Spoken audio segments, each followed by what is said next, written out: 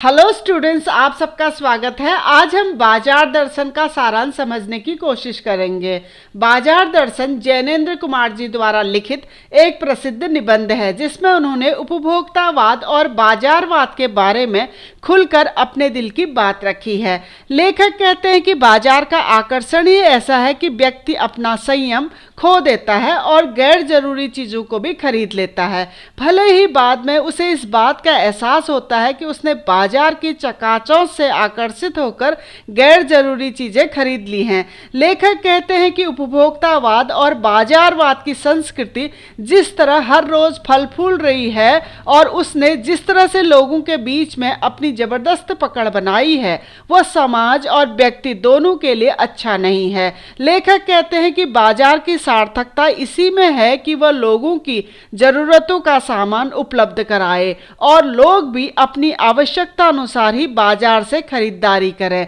अपनी इस बात को वे अपने दो मित्रों और एक पड़ोसी का उदाहरण देते हुए समझाते हैं। निबंध की शुरुआत करते हुए लेखक कहते हैं कि उनके एक मित्र जो अपनी पत्नी के साथ कुछ जरूरत का सामान लेने बाजार गए थे, लेकिन बाजार पहुंचकर उन्होंने इतना गैर जरूरी सामान खरीद लिया कि उनके पास घर आने के लिए ट्रेन के टिकट खरीदने तक के लिए पैसे नहीं बचे थे। इस घटना पर वह अपने विचार रखते हुए कहते हैं कि पैसा ही पावर है, क्योंकि आज पैसे से ही सब कुछ खरीदा जा सकता है। लेखक कहते हैं कि पैसे में परचेजिंग पावर होती है और कुछ लोग परचेजिंग पावर के हिसाब से ही सामान खरीदते हैं, यानी जेब में जितना अधिक पैसा उतना ही अधिक सामान की खरीदारी, फिर चाहे वो सामान उनकी जरूरत का हो या ना हो। ये लोग इसी पावर का इस्तेमाल करने में खुशी महसूस करते हैं। लेकिन कुछ लोग ऐसे भी होते हैं जो पैसे के महत्व को समझते हुए अपने मन पर नियंत्रण रखते हैं और अपनी बुद्धि और संयम से जोड़े हुए पैसों को खर्च करने के बजाय सहेज कर रखने में ज्यादा गर्व महसूस करते हैं। लेखक ने जब अपने मित्र से पूछा कि इतना सामान क्यों खरीद लिया, तो उन्होंने जवाब दिया कि यह बाजार तो शैतान का जाल है, जहां सामान को कुछ इस तरह से रखा जाता है कि आदमी आकर्षित हुए बिना नहीं रह सकता है। लेखक कहते हैं कि बाजार सबको मौन आमंत्रण देता है, उसका तो काम ही है ग्राहकों को आकर्षित करना। बाजार में खड़ा व्यक्ति आकर्षित तरीके से रखे हुए सामान को देखता है तो फिर उसके मन में उस सामान को लेने की तीव्र इच्छा हो जाती है, और अगर उसके पास परचेजिंग पावर है तो वह बाजार की गिरफ्त में आ ही जाएगा। एक और मित्र का उदाहरण देते हुए लेखक कहते हैं कि उनके एक और मित्र जो दिल्ली के चांदनी चौक में चक्कर लगाकर बिना कोई सामान खरीदे वापस घर लौट आए।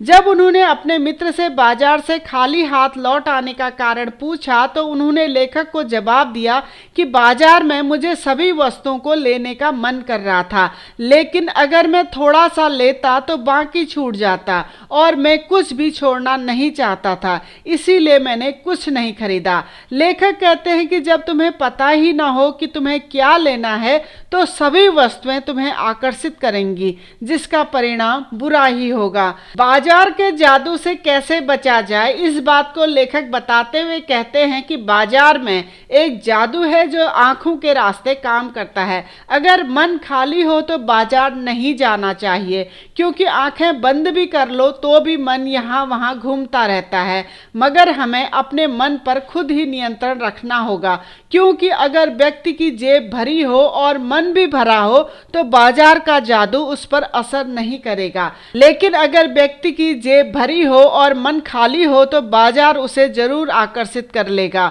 और फिर व्यक्ति बिना सोचे विचारे सामान खरीदने लगेगा। बाजार के जादू से बचने के लिए व्यक्ति के भीतर आत्मिक संतोष और आत्मनियंत्रण होना आवश्यक है, जिससे वह किसी भी लालच में ना पड़े। लेखक अपने एक और पड़ोसी का उदाहरण देते हुए कहते हैं कि भगत नाम के एक व्यक्ति जो पिछले कई वर्षों से चूरन बेच रहे हैं, 10 वर्षों से लेखक भी उन्हें चूरन बेचते हुए देख रहे हैं। लेखक कहते हैं कि भगत रोज चूरन बेचने जाते हैं, वह उतना ही चूरन बेचते हैं जितने में उनकी 6 आने की आमदनी हो जाती है।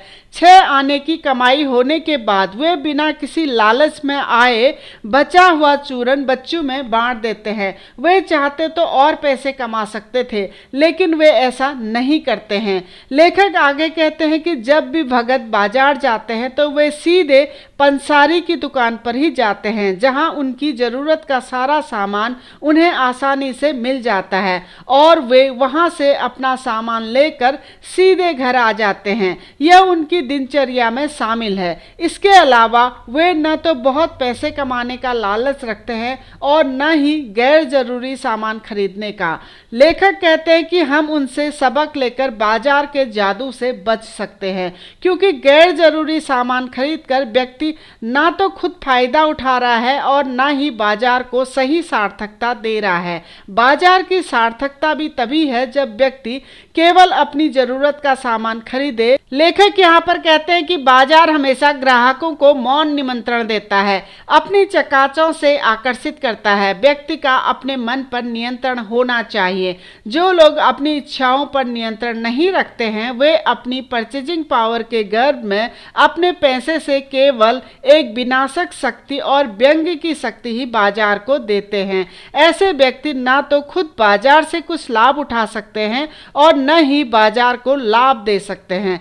ऐसे लोग सिर्फ बाजार का बाजारूपन बढ़ाते हैं, जिससे बाजार में छल कपट बढ़ता है और सद्भावना का नाश होता है।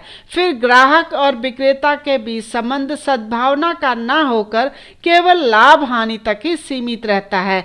सद्भावना से हीन बाजार मानवता के लिए विडंबना है और ऐसे बाजार का अर्थशास्त्र अनीति का शास्त्र है। तो बच्चों, ये था बाजार दर्शन का सारांश। इसी सारांश को आप और विस्तार से पढ़ना चाहते हैं तो आप हमारी वेबसाइट keepinspiringme.in में विजिट कर सकते हैं। डिस्क्रिप्शन में मैंने इसका लिंक दे दिया है। अगर आपको वीडियो इन्फॉर्मेटिव लगा हो तो प्लीज़ चैनल को लाइक करें, सब्सक्राइब करें और आने वाली वीडियो की इन्फॉर्मेशन के लिए बेल आइकन को दबा दीजिए।